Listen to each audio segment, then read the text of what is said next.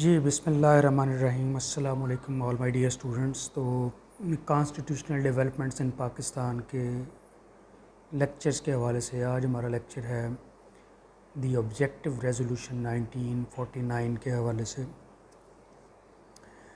Objective resolution 1949 this was the milestone in the constitutional history of Pakistan. This can be considered as major incident as was the creation and separation of Pakistan from the British India.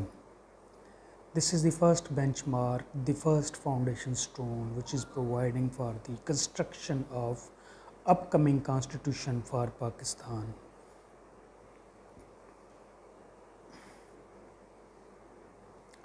This resolution was basically introduced on 7th March 1949 by the then Prime Minister of Pakistan, Mr. Liaquat Ali Khan, in the first Constituent Assembly of Pakistan.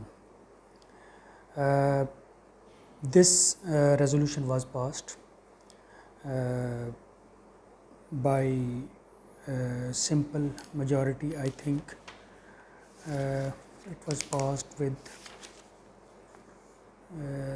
21 votes were in favor of it, while 10 votes were against it.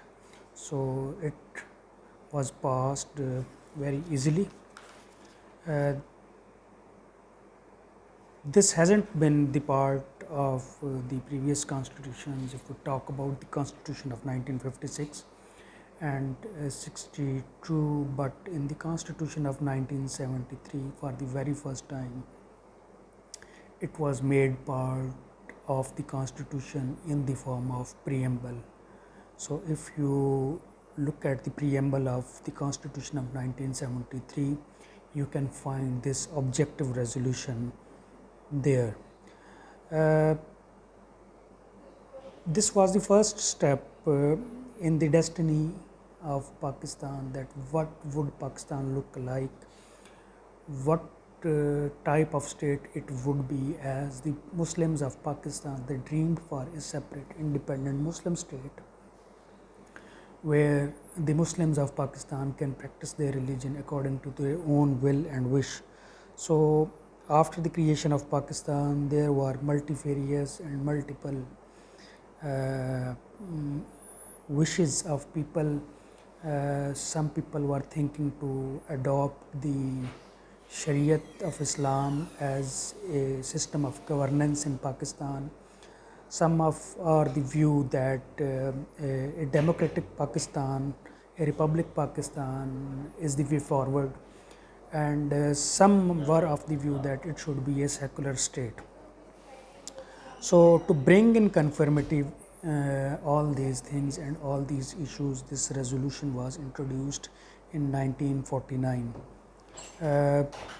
which was opposed by the minorities, by the non-Muslims on several grounds, and they proposed their amendments as well, which were 17 in number.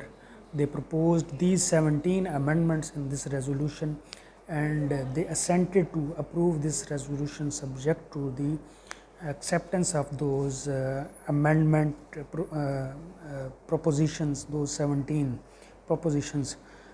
Let's talk about this objective resolution's features one by one at what it was stating. First of all, it stated that in the name of Allah, the beneficent, the merciful. Number one.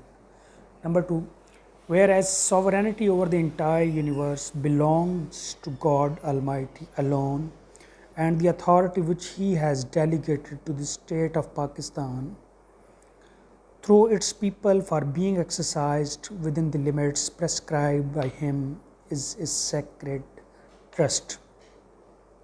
So this was decided that the sovereignty over entire universe that belongs to Allah Almighty, and we the people, we will exercise this authority within the prescribed limits provided by Islam in Pakistan. So this whole paragraph was objected by the members of the Constituent Assembly who were non-Muslims, including Hindus and other communities. In their proposed 17 amendments, they demanded to delete, to repeal this whole paragraph. Alternatively, in their second proposal of amendments, they demanded to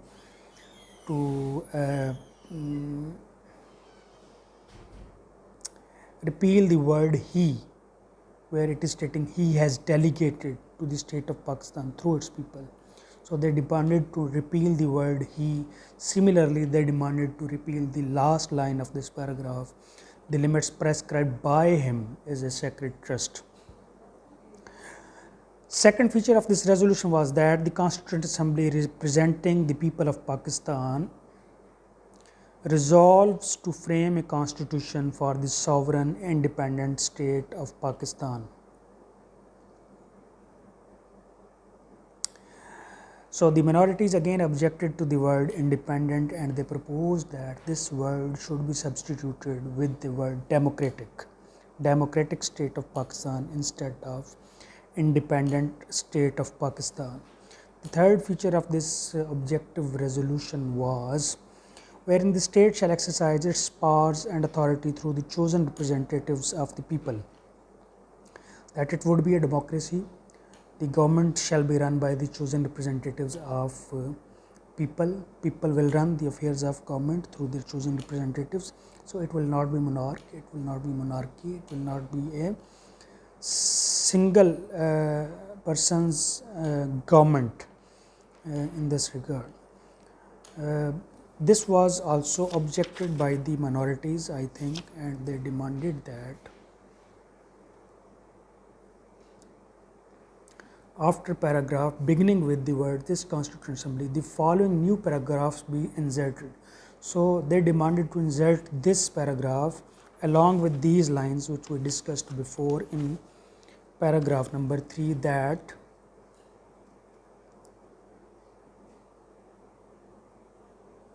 wherein the national sovereignty belongs to the people of Pakistan, wherein the principles of the state is government of the people, for the people and by the people. So minorities demanded to insert these two lines in this paragraph as well, which was not accepted. Next, wherein the principles of democracy, freedom, equality, tolerance and social justice as enunciated by Islam shall be fully observed. So this was established in the objective resolution that democracy, freedom, equality, tolerance and social justice as is provided by Islam shall be the guiding principles for this newly born state of Pakistan. This was also objected by the minorities, and they demanded to replace the word Islam with the eternal principles, or they demanded to add other religions as well with Islam. If you want to keep Islam in it, then add the other religions as well, or add the eternal principles as well with it or at its place. So this was also their demand, which was also not accepted. Next, wherein the Muslims shall be enabled to order their lives in the individual and collective affairs in accordance with the teachings and requirements of Islam as set out in the Holy Quran and the Sunnah. तो इसमें है कि जी मुसलमान अपनी ज़िंदगी जो है वो कुरान और सुन्नत के बताए हुए तरीक़ों के मुताबिक गुजार सकेंगे आज़ादी के साथ, उनके ऊपर कोई जो है वो कदगन इस हवाले से नहीं होगी. Wherein adequate provision shall be made for the minorities freely to profess and practice their religions and develop their cultures. Minorities भी आज़ादी के साथ अपने रिलीजन को प्रैक्टिस कर सकेंगी और उनके ऊपर भी किसी किस्म की पाबंदी नहीं होगी. Wherein the territories now included in or in accession with Pakistan and such other territories as may hereafter be included in or accede to Pakistan shall form a federation wherein the units will be autonomous with such boundaries and limitations on their powers and authority as may be prescribed. So it would be a federation where there would be a central government along with the provinces and the provincial governments.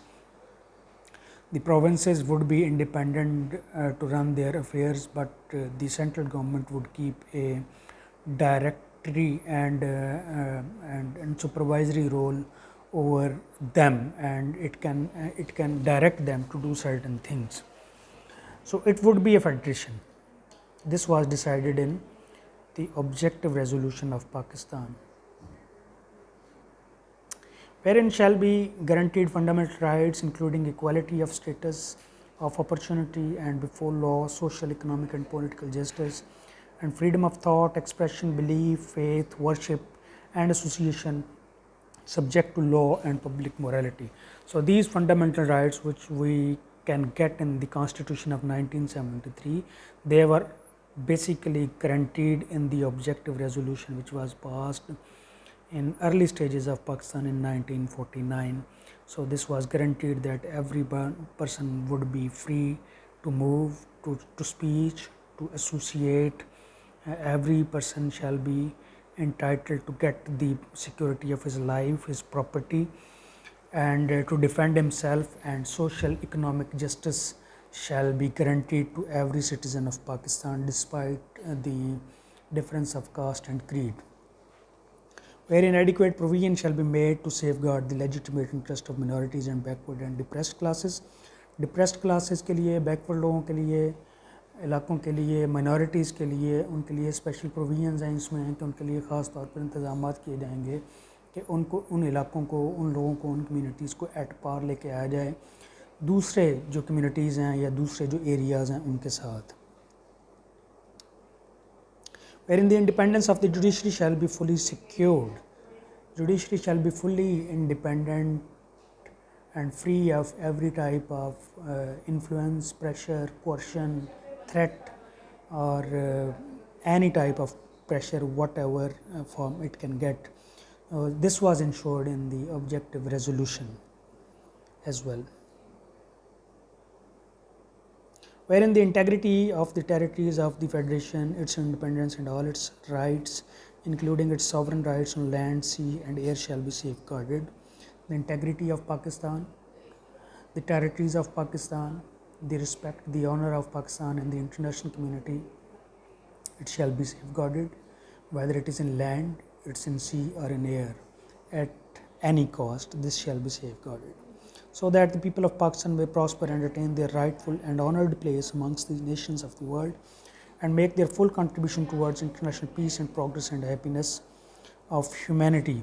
Liaquat explained the concept and the spirit behind the resolution in his speech before the Constituent Assembly while introducing the resolution on 7th March 1949. So these were the important features of the Objective Resolution, which was drastically objected by the minorities in the form of their 17-point amendment proposal. Some of them I have discussed as before. Along with those objections, they also objected the word Sunnah, the insertion of word Holy Quran, and where that in the paragraph beginning with the word wherein the Muslims shall be, for the words Muslim shall, the words Muslim and non-Muslim shall equally be substituted. They demanded to add non-Muslims along with the Muslims, where a provision has been made regarding the liberty to practice the religion of Muslims. So they demanded to combine both Muslims and non-Muslims in one paragraph instead of segregating them in two paragraphs. So in this regard, a rigorous and an extensive debate was made in that Constituent Assembly of Pakistan. The most important debate in opposition of this Objective Resolution was from Birad Chandra Mandal, who made it on 9th March 1949. I am reading the extract from his speech. So he said, "Sir, I hear that ulemas are insisting on this principle of Islam. Are there not pundits in India who could not insist on political thinkers of India to adopt such a constitution? Are there not bishops in England, nor in America, or in any other country which is dominated by Christians on the face of the globe, where these ulemas, I mean the bishops, have voice? The Constitution has all along been and everywhere on the face of the globe established on democracy and especially on the economic thinking of the political people of individual countries. But, sir, I find a great deviation in our beloved Pakistan. It is a newly built up dominion. The founder of this dominion most unequivocally said that Pakistan will be a secular state. That great leader of ours never said that the principles of constitution will be based on Islam. Individuals might have religion, but the state has got no religion. So, in the interest of the state, of which I am an humble member, I bring it to your notice through the President that you will be held responsible because you are the sponsor of this resolution, not only to the countries in the world which have made their constitution in the past, but also to the posterity who will think of making their constitution in the future. So I tell you again and again to ponder over this resolution before you finally adopt it. So these were the words of the one of the opposition member who was opposing this resolution rigorously. So voting was done on this resolution, and this resolution was passed by a voting of 21 by 10. So 21 votes were in favor of this, and the persons who voted in its favor, their names were Mr. A.M. Hamid, Maulana Muhammad Abdullah Al Baki, Mr. Abdul Qasim Khan, Maulana Muhammad Akram Khan, Mr. Fazlur Rahman, Professor Ishtiaq Hussain Qureshi, Mr. Liaquat Ali Khan, Dr. Muhammad Hussain, Mr. Noor Ahmed, Mr. Sirajul Islam, Maulana Shabbir Ahmed Usmani, Khaja Shahabuddin, Begum Shaista Ikramullah, Mr. Nazir Ahmed Khan, Sheikh Karamat Ali, Dr. Umar Hayat Malik, Begum Jahan Ara, Sir Muhammad Zafarullah Khan, Sardar Abdul Rab Khan Nishtar Khan, Sardar Bahadur Khan, Pirzada Abdul Star Abdur Rahman. And the persons who voted against it, their names were Mr. Prem Hari Burma, Professor Raj Kumar, Mr. Sris Chandra, Mr. Akshay Kumar Das, Mr. Bhupendra Kumar Datta, Mr. Janandra Chandra Majumdar, Mr. Birat Chandra, Mr. Bhabesh Chandra, Mr. Dhanujay Roy, Mr. Harendra Kumar Sur.